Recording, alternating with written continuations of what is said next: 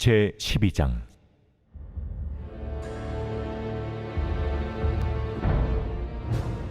그때 내 민족을 호위하는 큰 군주 미가엘이 일어날 것이요 또 환난이 있으리니 이는 개국 이래로 그때까지 없던 환난일 것이며 그때 내 백성 중 책에 기록된 모든 자가 구원을 받을 것이라. 땅의 티끌 가운데서 자는 자 중에서 많은 사람이 깨어나 영생을 받는 자도 있겠고 수치를 당하여서 영원히 부끄러움을 당할 자도 있을 것이며 지혜 있는 자는 궁창의 빛과 같이 빛날 것이요 많은 사람을 옳은 대로 돌아오게 한 자는 별과 같이 영원토록 빛나리라. 다니엘아, 마지막 때까지 이 말을 간수하고 이 글을 봉함하라. 많은 사람이 빨리 왕래하며 지식이 더하리라. 나 다니엘이 본즉 다른 두 사람이 있어 하나는 강 이쪽 언덕에 섰고 하나는 강 저쪽 언덕에 섰더니 그 중에 하나가 세마포 옷을 입은 자 곧 강물 위쪽에 있는 자에게 이르되 이 놀라운 일의 끝이 어느 때까지냐? 내가 들은즉 그 세마포 옷을 입고 강물 위쪽에 있는 자가 자기의 좌우 손을 들어 하늘을 향하여 영원히 살아계시는 이를 가리켜 맹세하여 이르되 반드시 한때 두때 반때를 지나서 성도의 권세가 다 깨지기까지이니 그렇게 되면 이 모든 일이 다 끝나리라 하더라. 내가 듣고도 깨닫지 못한지라. 내가 이르되 내 주여 이 모든 일의 결국이 어떠하겠나이까 하니 그가 이르되 다니엘아, 갈지어다. 이 말은 마지막 때까지 간수하고 봉함할 것임이니라. 많은 사람이 연단을 받아 스스로 정결하게 하며 희게 할 것이나 악한 사람은 악을 행하리니 악한 자는 아무것도 깨닫지 못하되 오직 지혜 있는 자는 깨달으리라. 매일 드리는 제사를 폐하며 멸망하게 할 가증한 것을 세울 때부터 1290일을 지낼 것이요 기다려서 1335일까지 이르는 그 사람은 복이 있으리라. 너는 가서 마지막을 기다리라. 이는 내가 평안히 쉬다가 끝날에는 내 몫을 누릴 것이니라.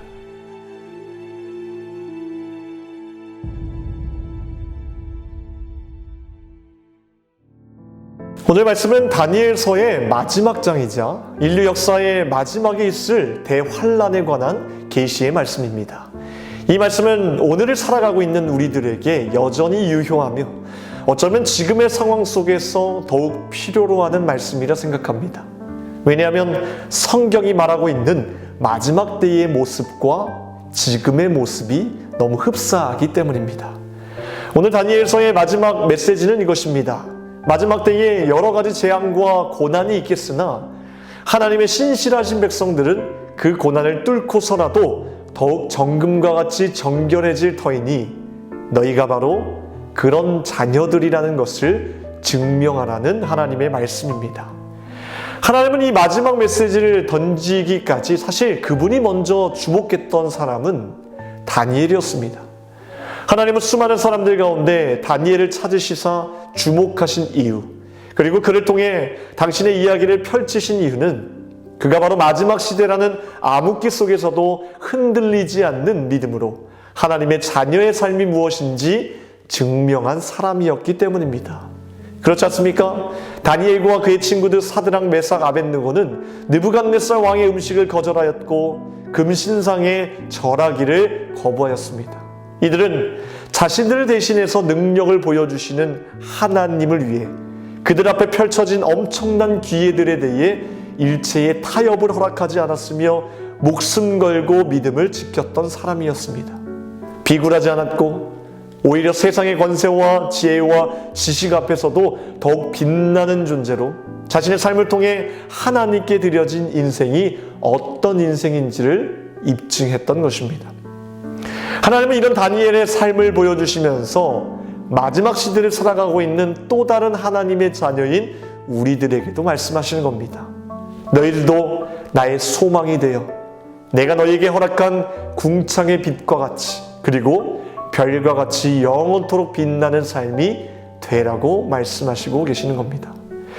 사실 이 메시지는 다니엘서의 메시지로 국한되기보다는 모든 성경을 관통하고 있는 하나의 공통적인 메시지일 것입니다. 예수님의 감난산 담화 속에서의 종말에 대한 언급도 그렇고, 사도 바울에게 계시로 언급된 말씀도 그렇고, 요한이 본 환상도 그렇고, 모두 마지막 때 우리가 지켜야 할, 증명해야 할 것은 오직 믿음뿐이며 세상과는 전혀 다른 차원의 삶을 살아가라는 것이 하나님의 말씀이자 주님의 명령이었던 것입니다. 이것이 우리에게 주어진 마지막 사명, 마지막 과제라면 우리는 어떤 삶을 살아가야겠습니까? 저는 순간 저에게 이런 질문을 던져보았습니다. 마지막 과제만이 내게 주어진 가장 귀한 사명임을 내가 믿는다면 과연 나는 지금과 똑같이 내 삶에 일어나는 모든 두려운 일들, 불안들, 부족한 것들에 대해 반응할까? 아니면 살아계신 하나님께만 반응하며 살아갈까? 정답은 후자이고, 결론은 그동안 수많은 말씀과 설교를 들었지만 여전히 하나님이 말씀하시는 단 하나의 복음적인 삶에 완전히 내 삶을 쏟지 못하고 있다는 것이 결론이었습니다. 생각해 보십시오. 마지막 시대에 우리에게 주어진 사명이 세상 가운데 우리의 믿음을 지키고 우리의 정결함을 지키고 하나님의 자녀임을 증명하는 삶이라면, 이것이 진짜라면 우리는 단지 고난이 왔을 때 하나님을 원망하게 될까요? 아닐 것입니다. 오히려 이 고난을 통해 더욱 정결하게 됨을 기뻐할 것입니다. 오히려 이때에 하나님의 자녀임을 증명할 수 있게 되어 이 광야의 시간을 영광스럽게 여기게 될 것입니다. 그럼에도 우리가 이렇게 살지 못하는 이유는 분명합니다. 한 가지의 목적에 의해 살아가는 의도적인 삶이 아니라 여전히 세상 사람들이 원하는 다양한 삶을 쫓아 살아가다가 결국 정작 이뤄야 할 거룩한 삶을 송두리째 잃어버리게 된 결과라 생각합니다. 사랑하는 성도 여러분, 결코 잃어버려서는 안 될 것은 하나님께서 여러분들 각자마다 맡겨두신 마지막 사명, 마지막 과제입니다. 마지막 시대를 살아가는 우리들이 세상의 유혹에 질질 끌려가지 않고 정결한 모습으로 믿음을 지킬 수 있는 유일한 길은 마지막 사명을 중심으로 내 삶을 정돈하고 이것을 위해 매일 의도적인 삶으로 나아가는 길밖에 없다는 것입니다. 여러분, 우리는 은혜의 개념을 구원으로만 축소시켜서는 안 될 것입니다. 우리가 가야 할 최종 목적지는 저 천국이 아닙니다. 천국은 구원받은 자라면 마땅히 누릴 수 있는 종착지이지 최종 목적지는 아니라는 것입니다. 우리의 최종 목적지가 되어야 할 것은 바로 이 땅에서 하나님 나라의 삶을 살아가는 것입니다. 하나님과 늘 동행하면서 하루를 열 때에도 그날 해야 할 모든 일을 그저 짐으로 생각하는 것이 아니라 오늘의 삶을 선물로 주신 하나님께 감사하며 그날 하나님을 위해 할 수 있는 것들을 하다 보면 늘 우리는 하나님께서 원하시는 의도적인 삶으로 나아갈 수 있게 된다는 것입니다. 사람들은 흔히 은혜는 죄인에게 많이 필요하다고 생각합니다. 결코 그렇지 않습니다. 은혜는 하나님의 자녀에게 더욱 필요합니다. 그것도 매일 필요한 것이 은혜입니다. 은혜는 삶의 능력이며 실제로 죄인보다 성도가 은혜를 훨씬 많이 끌었을 수 있다는 것을 기억해야 합니다.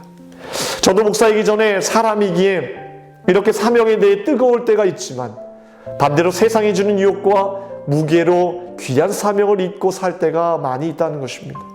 이런 부족함이 많은 사람이지만 그럼에도 제가 다시 하나님을 붙잡고 일어설 수 있는 이유는 단 한 가지 이유 때문이라 확신합니다. 바로 영적 훈련을 지속적으로 한다는 것이었습니다.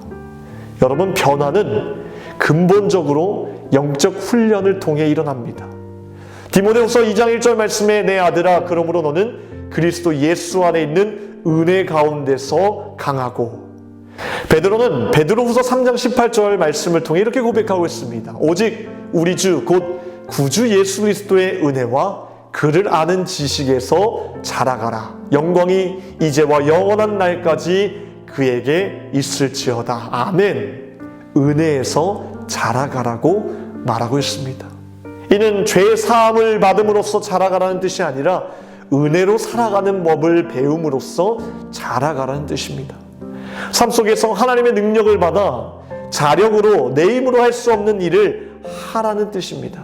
제가 15년 전에 수색대에서 레펠 훈련을 하게 되었는데 10m 높이 위에서 줄 하나만 가지고 내려오는 훈련을 하게 되었습니다.